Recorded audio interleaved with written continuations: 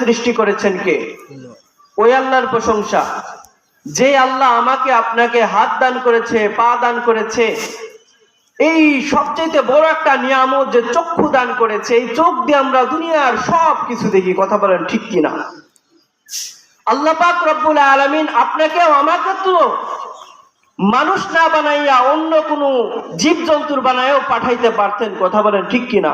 কিন্তু আল্লাহ পাক রব্বুল আলামিন আপনাকে আমাকে কত ভালোবাসে জানেন? কতটা ভালোবাসে জানেন? আপনাকে আমাকে কাল কিয়ামতের ময়দানে মাফ করার জন্য আল্লাহ পাক রব্বুল আলামিন ওসিলা খুঁজতে থাকবে।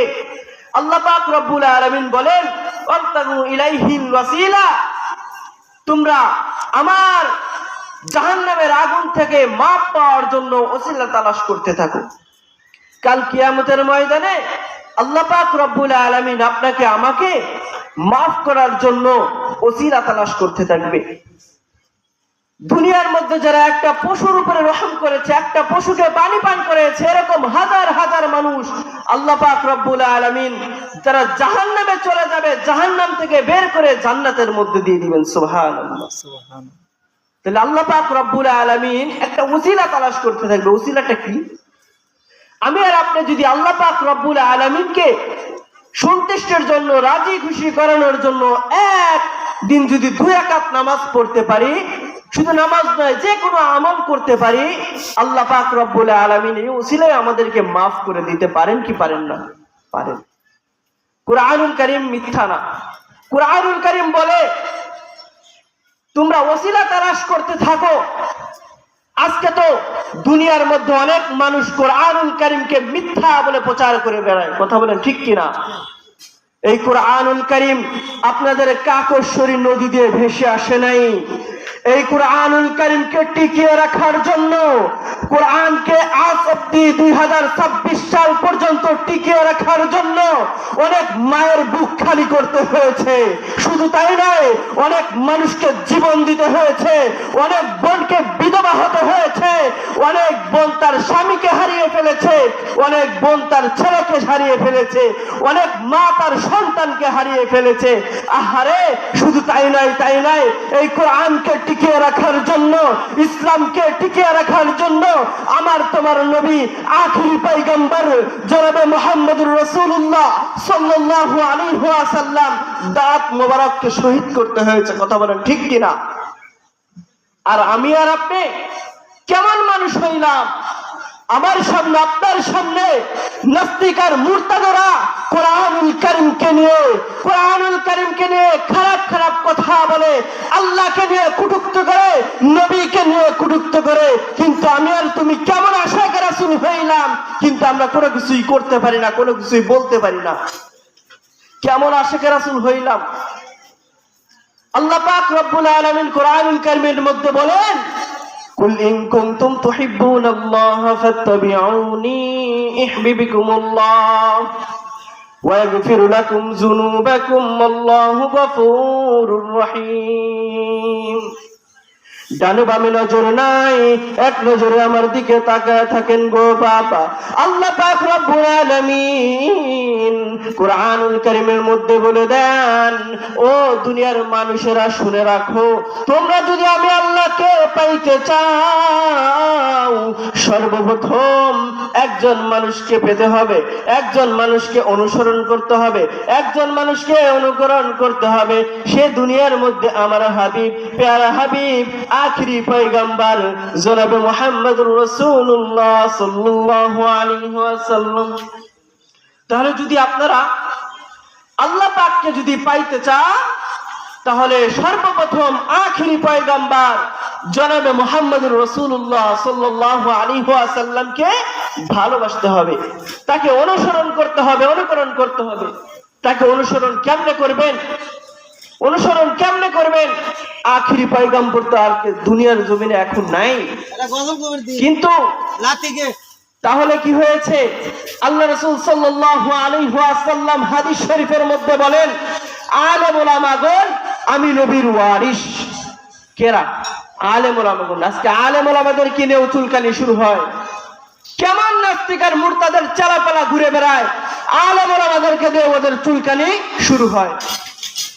আল্লাহ পাক রব্বুল আলামিন ওসিলা তালাশ করতে থাকবে, বান্দা বান্দিকে মাফ করার জন্য ওসিলা তালাশ করতে থাকবে। তখন আল্লাহ রাসূল সাল্লাল্লাহু আলাইহি ওয়াসাল্লাম সাহাবাদেরকে একদিন শুনাইতেছে বনি ইসরাইলের তিনটা যুবকের ঘটনা। বনি ইসরাইলের মধ্যে তিনটা যুবক রাস্তা দিয়ে হেঁটে হেঁটে যাইতেছে। ইতিমধ্যে রাস্তার মধ্যে বালির মধ্যে দিয়ে হেঁটে যাইতেছে। রাস্তার মধ্যে দিয়ে হেঁটে হেঁটে যাওয়ার পরে এমন তুফান শুরু হয়েছে, এমন বাতাস শুরু হয়েছে, বালিগুলো উঠতেছিল। এক পর্যায়ে তারা কি করবে, তারা একটা জায়গাতে যে আশ্রয় নিবে এমন কোনো জায়গাও খুঁজে পায় না। এক যুবক তাকে দেখে একটা পাহাড়ের গুহা রয়েছে, সেই পাহাড়ের গুহার নিচে গিয়ে তারা আশ্রয় নেয় তিন যুবক। এক পর্যায়ে উপর থেকে বড় একটা পাথর এসে ওই পাহাড়ের গুহাটা আটকে যায়। আটকে যাওয়ার কারণে তারা দুনিয়ার বাহিরে কি হইতে, ওই পাহাড়ের গুহার বাহিরে কি হইতেছে তাদের কোনো খবর নাই। কি হইতেছে, অন্ধকার, ডানেও কোনো দেখা যায় না, বামেও কোনো কিছু দেখা যায় না, উপরে কোনো কিছু দেখা যায় না, আহারে নিচে কোনো কিছু দেখা যায় না। কি করবে এখন আর কোনো তাদের হুঁশ নাই, কি করবে, কোন দিকে যাইবে। যেদিকে যায় অন্ধকার আর অন্ধকার, কি করবে। এক পর্যায়ে একটা মানুষ বলতেছে, আল্লাহ পাক রব্বুল আলামিন তো বলেছেন, আল্লাহ পাক রব্বুল আলামিন তো বলেছে আমাকে সন্তুষ্টির জন্য যদি কাজ করতে পারো আমি তোমাদেরকে বড় বড় বিপদ থেকে হেফাজত করব। সুবহানাল্লাহ। এক ব্যক্তি বলতেছে, ভাই শোনো, আমার একদিনের একটা আমল আছে। কি একটা আমল? আমার চাচাতো বোন, আমি অনেক তাকে ভালোবাসতাম, অনেক সুন্দরী ছিল, অনেক রূপসী ছিল, গুণবতী ছিল।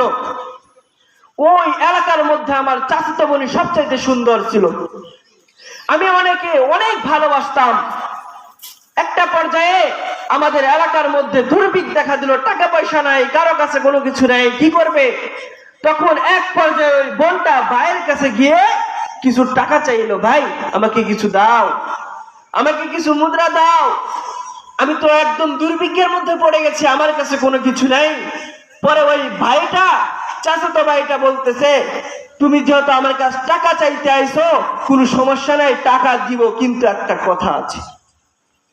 কি কথা রে যুবক ভাই? বলতেছে, তোমার ইজ্জতটা আমার কাছে দিয়ে দিতে হবে। তুমি যদি তোমার এই ইজ্জতটা যদি দিয়ে দিতে পারো, আমি তোমাকে এর বিনিময়ে টাকা দিব।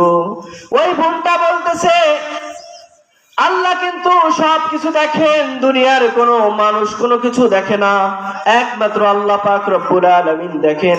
যদিও সমস্ত মানুষের কাপড় দিয়ে যদি চোখ বন্ধ করে দেওয়া হয়, কিন্তু ওই আল্লাহ পাক রব্বুল আলামিনের চোখ বন্ধ করা যায় না। হে ভাই, ওই আল্লাহকে কেমনে ফাঁকি দিবা? ওই আল্লাহ পাক রব্বুল আলামিনের কাছে গিয়ে কি বলবা যদি দুনিয়ার মধ্যে জিনা নামক গুনাহের কাজ করে ফেলো রে ভাই? তখন ওই যুবক ভাইটা বলতেছে, আহারে আসলেও তো সত্য কথা যে আল্লাহ আমাকে খাওয়ায়, তোমাকে খাওয়ায়, আমাকে সব কিছু পান করায়, তোমাকেও পান করায়। যে আল্লাহ পাক রব্বুল আলামিনকে দেখা যায় না, কিন্তু আল্লাহ আমাদেরকে দেখেন। যাও, আজকে তোমাকে আমি ছেড়ে দিলাম, তুমি যে টাকা চাইতে এসেছো টাকাও তোমাকে দিয়ে দিলাম, এই টাকা তোমার আর কোনোদিন আমাকে